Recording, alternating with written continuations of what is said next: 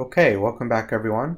In this lesson we're going to be looking at how centripetal forces can be used to analyze situations and are a further example of Newton's laws. So, how do we solve problems for objects moving in a circular path? And we'll start right away with the concept of centripetal force. Now we talked a little bit about uniform circular motion back in the 2D, 3D unit.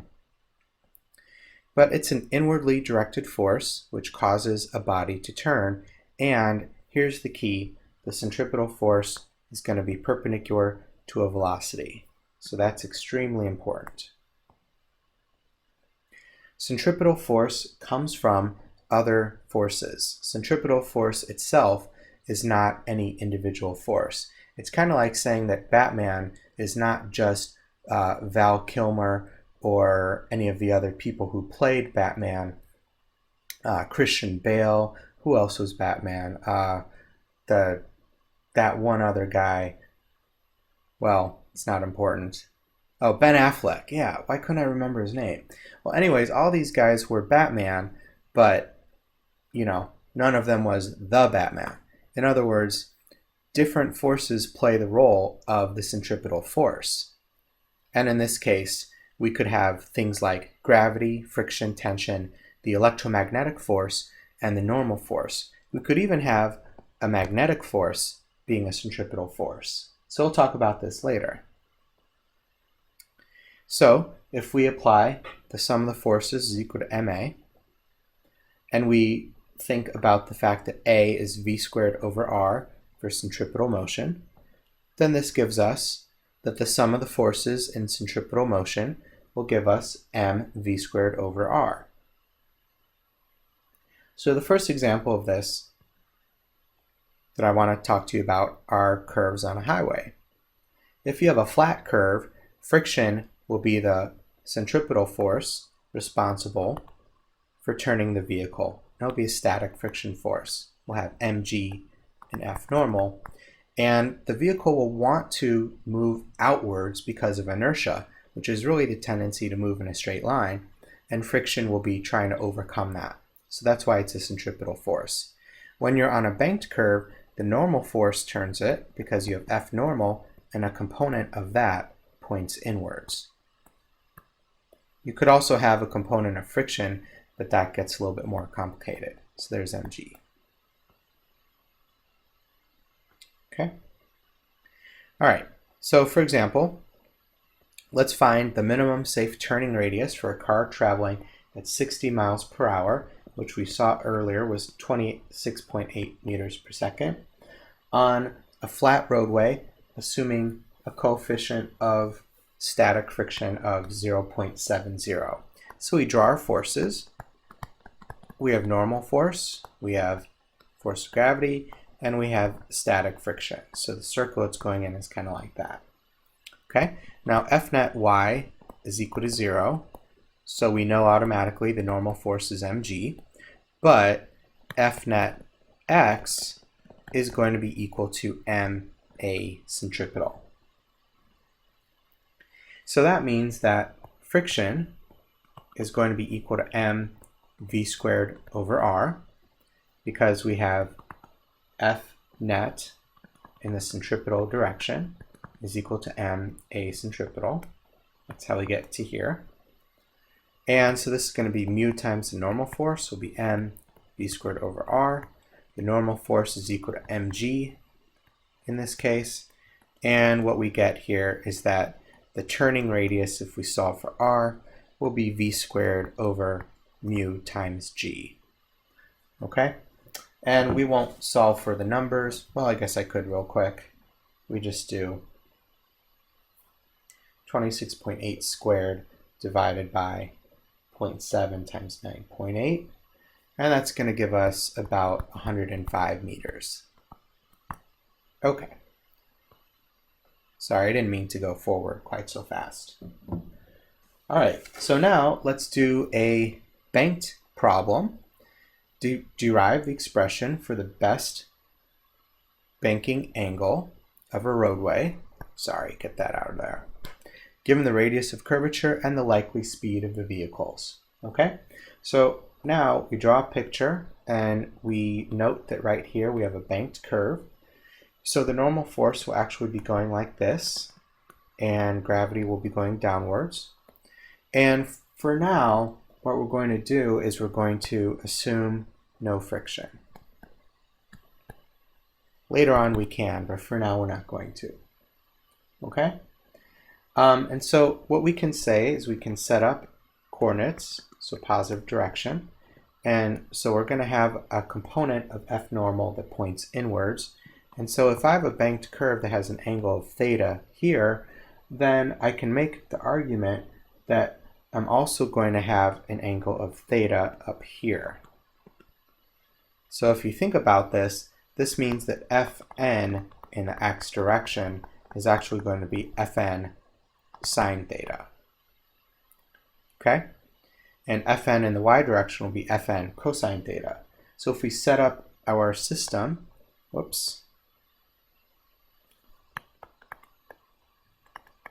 F net x is going to be equal to max, and F net y will be equal to may.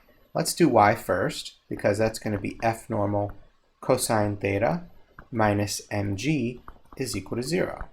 We're not accelerating up or down, we're just accelerating towards the center of that circle. So this tells us that Fn is equal to mg over cosine theta. So we'll hold on to that, we'll need that in a second.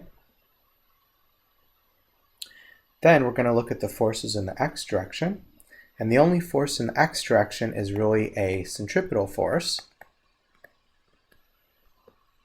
and its Fn in the x direction is Fn sine theta. So Fn sine theta is equal to m v squared over r. Okay, so this tells us that Fn is equal to m v squared over r sine theta. And so now we have two things that are both equal to the normal force, so we're just going to get rid of them and set them equal. So mv squared over r sine theta is equal to mg over cosine theta. Let's cancel those out, and we want the best banking angle. So let's write it like this. Sine theta over cosine theta is equal to v squared over gr. So what I'm doing is I'm bringing the sine up here, bringing g down here, and then just rewriting it. So therefore, the tangent of this banking angle is v squared over gr.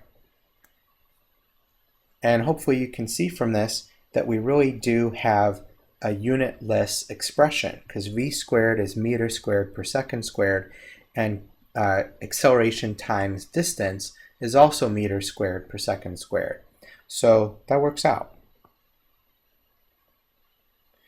Okay, so the next example of circular motion to think about is the conical pendulum. So conical pendulum is something that's just going in a circle like this. And it's called a pendulum because it's a repeating motion. And so our forces will be tension going inwards and gravity going downwards. And we can show that the period is 2 pi times root L cosine theta over g. And for conical pendulums, the centripetal force is provided by a component of the tension, T centripetal. So let's take a second and let's see if we can actually derive this. So what I'm going to do is take the picture that we had in the previous slide and just draw a side view. So I have the tension right here, and I have mg going straight down. And this angle right here is actually the same as my angle theta. Okay. Let's make sure that that's the same as the previous slide. Well, it's not marked, so we're just going to call that theta right there. Okay? And so we're going to try and come up with this expression for a conical pendulum. And we note that t has two components, t cosine theta and t sine theta, kind of like the normal force in the previous one. So we're going to get a very similar expression. Okay, so t cosine theta is equal to mg, and t sine theta is equal to mv squared over r. So I did that kind of fast, but I have the y forces right here and the x forces right there. Okay, now the y forces, I said that these two were equal to each other, and the x forces, I said that the only force was equal to ma. So it's a little bit different application. All right, now we can actually take this equation and divide by this equation to again arrive at our expression tangent theta is v squared over gr. Okay, but what we need to do is take r and v and get rid of those. Okay, so if we're going in a circle like this, and if the string has a length of L, then our radius r is actually going to be equal to L sine theta. Okay, and v is actually going to be 2 pi r over t. And the period t, that's what we want. So we can rewrite this as tangent of theta is equal to v squared over gr. So it's going to be 1 over g times 4 pi squared r over t squared. And you might remember this from when we did centripetal motion. So I rearrange this to get tension. T squared is 4 pi squared r, which is L sine theta, over tangent. Remember, tangent is sine theta over cosine theta. So that's how that's going to work out for me. And I got a g down there. So t squared is 4 pi squared L cosine theta over g. And then if I take the square root of each side, I'm going to get 2 pi times the square root of L cosine theta over g, which is exactly what I had on the previous slide. Okay. So now let's take a moment and talk about non-uniform circular motion, which you can kind of compartmentalize as mostly vertical. Okay, so this is when the speed of the rotating object is changing or the forces are changing. So if the speed changes, there's a tangential component to the force, which gets a little complicated. And in some cases, the magnitude of the centripetal force changes as the circular motion occurs. So what do we mean by that? Okay, so you swing a rock in a vertical circle on a rope at 2 hertz. So that basically means that there's 2 swings per second, which means that the period of this is 0.5 seconds to go around. What's the tension in the rope at the top and at the bottom of the swing? Okay. All right, so we have a mass, we have the length, and we need to find tension. So we draw a picture, and here's at the top, there's the rope. Okay, we have a radius here. And what forces do we have on the rock at the top of this circle? Well, tension is going down, and also gravity is going down. So the net force is tension plus gravity, and that must come out to give us mv squared over r. Okay, now v squared over r, we're going to convert into this 2 swings per second. We're going to convert that into m times 4 pi squared r over t squared. And I guess I have to be careful here. We'll call that a lowercase t for the time, not to be confused with an uppercase t for the tension. So that means that the tension is equal to m times 4 pi squared r over t squared minus 9.8. So I'm taking this equation and bringing the mg to the other side. So I'm not going to plug in the numbers, but r would be 0.8 and the time would be 0.5. Oh, well, okay. Let's go ahead and plug in the numbers because we want to show something here. So 4 pi squared times 0.8 divided by 0.5 squared minus 9.8, all times the mass, is going to give us about 29 newtons at the top. Now let's contrast that with at the bottom.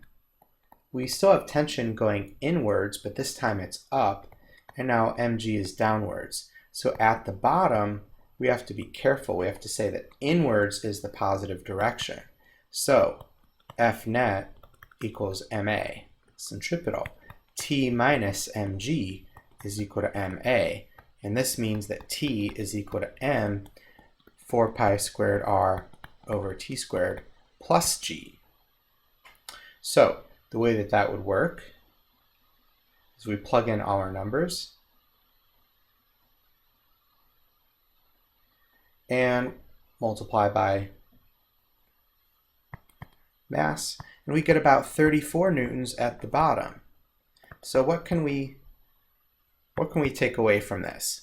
Well, the tension is greater at the bottom because the tension has to offset the force of gravity. Okay? So we have to be careful about that. All right, let's do one more example. Oops. Actually, let's not. Okay? We're going to stop here, and then next time we're going to talk about friction and other time-dependent forces.